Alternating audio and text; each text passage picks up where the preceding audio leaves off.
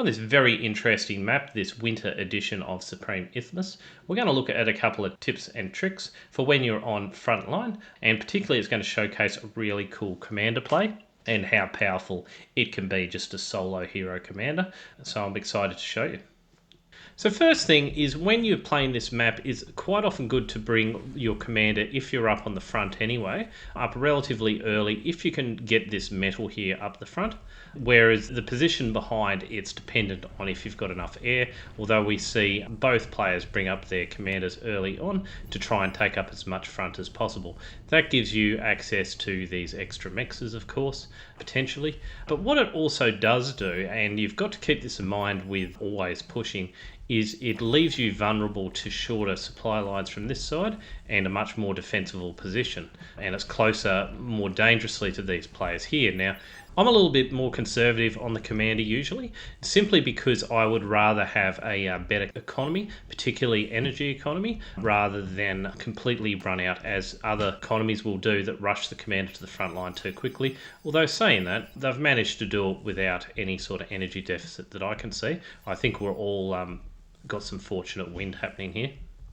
Secondly, I think this front line is, you're much better off with vehicles than bots, simply because they've got the bonus to range and damage. So a commander, for instance, can't just be this juggernaut getting taken down. Even though we're seeing some sloppy vehicle micro, it's just about kill the commander to do it. Also, we're seeing this rush down here, but I've got my eyes open, I've got a radar, and so I'm able to respond. I always like having these fast attack tanks, at least 3 of them, to respond to rushes like this in a timely manner. The Janus, I'm no hero microer of the Janus, but it's a high priority unit for the enemy to attack. I lazily keep it on the same key as my missile trucks, although it's probably not the best because I think the range of the Janus is much less than the missile truck. Oh wow, it's not even close. I might actually cut the Janus out of my build until I can micro them properly. I'm loving the missile trucks. They've got great DPS. Their range is 700. They've got great line of sight. They can actually take a couple of hits. I'm not saying heaps, but they've got 820 life. They're actually pretty accurate. The only time they're not accurate is at long range, where the enemy is sort of in a long line and they manage to dance left and right to just avoid your missiles, which is not most of the time. They're quite good at sniping and they have a little bit of area of effect. I like to put pincers into my vehicle mix simply to make sure I don't get overwhelmed by grunts or ticks, and they sort of do a good job of the small faster enemies that would otherwise get away. Also, they hold up alongside my Januses. They sort of stun the enemy and lock them down for additional fire. Now, I will say this, although the Januses I have do tend to take a beating, if I can get them away in time, look at the alpha damage they do. On paper, they're not that great, but in actuality, they do add a lot of capability to the force mix. So I generally run with this here. 2 Whistlers, to a Janus, to a Pincer, to a Shell Shocker. Although I like the Shell Shockers very much, they miss way too much for me to really overinvest in them.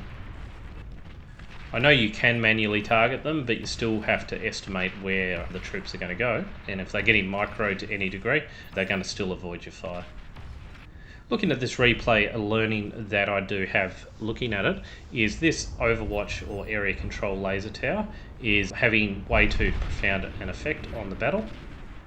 But also we have these sneaky Petes, and a couple of them littered around. Now the reason they're an issue is even at the 9-minute mark somehow, let me check on this, who is the red? So the red is sitting in pond, which is unusual, and has built up actually a collection of energy somehow. I must admit to being a little bit confused on how much it takes to cloak. Is it 100 or is it 1,000? Because it tends to change. But for whatever reason, the commander is able to cloak very cheaply. Yeah, here we go, 1,000 as it moves. Maybe as it's moving, it takes 1,000. And so we're seeing the 19k energy storage coming in useful here. And look how he's able to sneak up under that sneaky Pete. I can't even see him on the radar, and take out, 15 vehicles or so. Really allows red to not contribute anything else at all and just sit their commander here and maybe a construction bot and actually contribute to the front line. I've noticed this is something OS 40 players do, particularly in noob lobbies. As long as this commander sort of sticks where the sneaky Pete is basically hidden up to that point. So now we see 25k, so a massive heap of energy storage coming up for red, as we can see, just to facilitate the commander basically. So we've got a nuclear bomber here come in from our geo, I think, and that has done a tremendous amount of damage. Possibly we need a couple of them though at once to really take things out, but still, it's a good start. That's one thing I am noticing on defense. Nuclear bombers are absolutely magnificent. When you've got air superiority, there's no better defense than nuclear bombers. They will take down T3s with ease, including Titans. So I move forward again. Now this is right on the cusp of the Sneaky Pete range, I believe. And we see the red just sort of waiting for me to just go that little bit further on the attack. And only the fact we're just about bumping the commander forces him to act. Now we see this all of a sudden. Look how quick this D gun goes off and chews through that energy even. We see 5 different shots. Very lucky to actually get away there. That's a commander with 29 kills. I must say, in this game, I didn't think it was going very well for the team. We're getting raided left and right. We're losing the C here, it seems. Fortunately, we've won North C easily, but that's also taken a rank 39 player of our team to win that. Now the next stage after an area defense laser is to pop down a gauntlet or agitator to basically chip away at the forces and create some attrition within the zone. It's Yeti's out of power, but Anaromi's got this.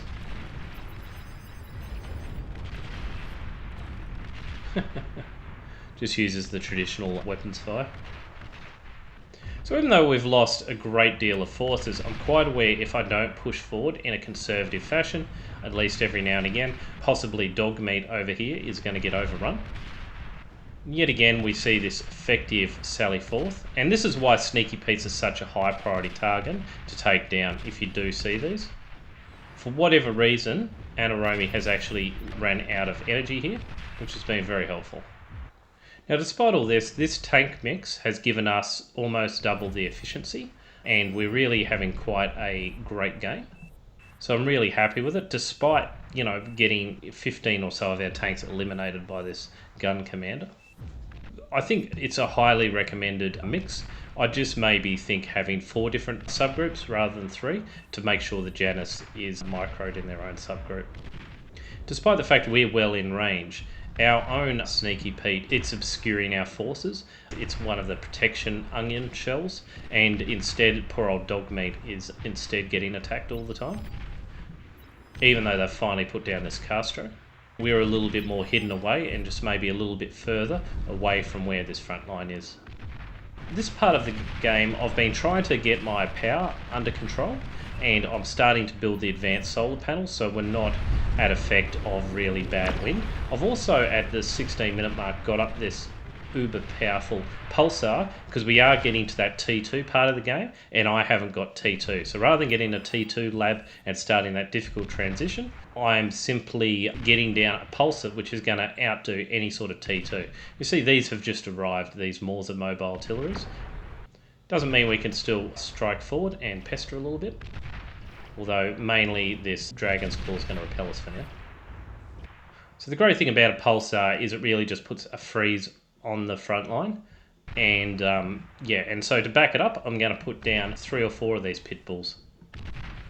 Now what I should have also combined them with, and a tip for you, is to also combine them with Dragon's Claws. Because the pit bulls are more for high hit points enemies, but we still need to account for swarming enemies. We see Christmas Cat here. I don't know if it's because it's a winter map, but the game is really slow. Everyone's way chill. What's helping to alleviate the pressure as well is this North Sea. Just a tiny bit. I thought South Sea was lost, but we see this T2 shipyard come up anyway. All these sharks' teeth.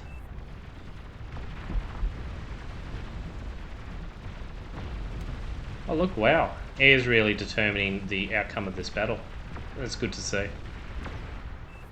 So orange player will need plenty of AA now. So the next thing we've done, rather than go to T2, is I'm producing spam. I'm producing spam to back up my pulsar and get some actual visibility. If they try and sneak forward at all, I'm going to, even under the guise of a radar jammer, I'm going to be able to see them, and with, of course, actual visibility, we can strike them true every time. I did have some forward Dragon Claws here, a couple. I think they're a little bit too forward though, they'll get taken out. So this is quite a big attack here. It's actually proceeding quite fast. Let's turn this down a little bit. So I'm moving forward with my commander here, trying to be a hero myself. And I take down the enemy. Now the one thing I don't do is immediately go back and cloak, which is going to be my undoing. I think from this they snipe me, so that's a bit unfortunate. So perhaps against funky commander players is okay at T1, but T2, especially the 20-minute mark, you're going to get taken down by Mausers or something. That's okay, we can resurrect this fairly quickly because it's well into our front lines. At least it didn't blow up all my forces. Now the next attack we have to put up with, and fortunately we do have one Dragon's Claw, is all of these pawns. We'll see this Dragon's Claw get to work here. They're mainly going to go around it though.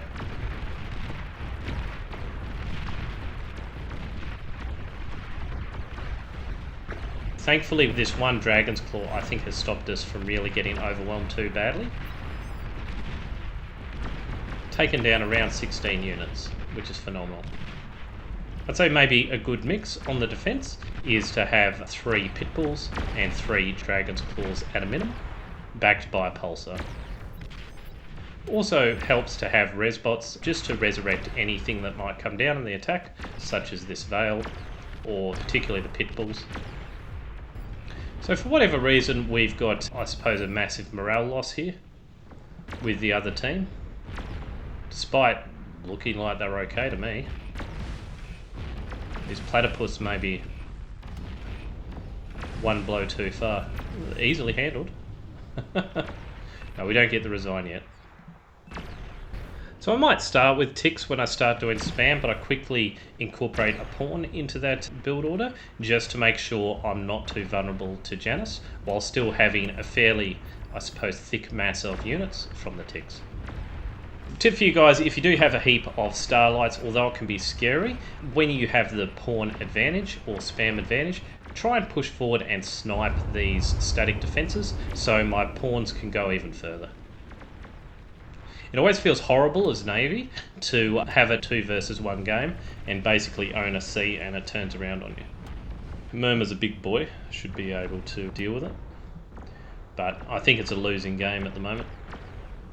Even the North Sea again is getting contested actually. We can see here a heap of platypus. What are they going to do? I didn't realise they were really effective in the sea. Yeah, that didn't even look like a contest. So here we go, we finally see the starlights going forward in a coordinated fashion. And Jaguar's a pretty good front line. I prefer them over bulls. I think the bulls are a bit over expensive. These are about 1/3 the cost. I must say they're cool. I think the welders are a much better unit. They just don't seem to have any tank. Let's go over and just do a quick comparison. So we've got the DPS of a welder is 129, and we will go over to a Jaguar here is 168. So a slight increase in DPS.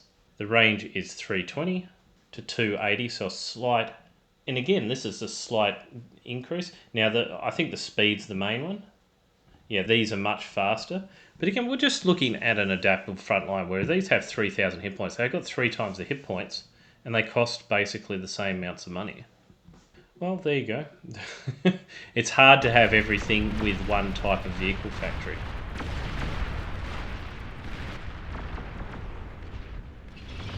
Although not perfect, it's better than no front line at all, especially against this sort of force incoming. Yeah, and that little push, and really that was quite a weak front line all the time from both of us. So I think the other players were trying to help their C too much. And yeah, that's what we get. Personally, I'm pretty happy on frontline if I can get a positive damage efficiency, and that's what I aim for. Because it's no good if we have limited resources, right? Like we're on the front line, we have limited access to metal. Particularly, we don't greed forward and stick our necks out. You know, I'm one of the lowest metal producing players, so I've got to make every sort of shot count and hold the front line. And also, it's on me to create the static defenses. So although it would be nice to have this big tank force of death, that's not really affordable for me. And as you can see, one commander, one unlucky nuclear bomber strike, just something can just take us out really quickly. Whereas at least there's a static defense, even though I didn't have AA anyway. I'd usually put down AA here. It'd usually be a very, very solid layered defense, and it's going to allow our players behind to bring up things like starlights and have them feel fairly safe, rather than, you know, my sort of maybe force mix which can't take on heaps of spam, let's say, and a variety of different attacks. The pulsar is great too because it covers both of us. It's just an awesome unit. So if I had my pulsar here, say, right, I'd always feel like that's pretty vulnerable, and it is, in fact. But a pulsar all the way back here, where my forces are, it's still sort of vulnerable, don't worry about that. It even covers a little bit of C from this side if we're getting any sort of C aggression. For quite some time as well, that's going to outrange a good deal of C units. So the pulsar is, I think, an underused weapon on the front line, and that's because of its cost. You just need to prioritise it, I think, a bit more, and maybe not be so greedy with its forward positioning. Otherwise, it will get taken out because it's a high priority weapon for a rush. Sit it on the back line of your defence in depth, and it should be of a great assistance, just like this was, and be a good hero pulsar. Thanks very much for watching this video. Hopefully you picked up something today. I enjoyed this little battle. I 100% thought we were going to get rolled there. We didn't, and it's always nice when you're wrong in that situation. If you've got any thoughts on the video, leave a comment or like or subscribe, and see you next video.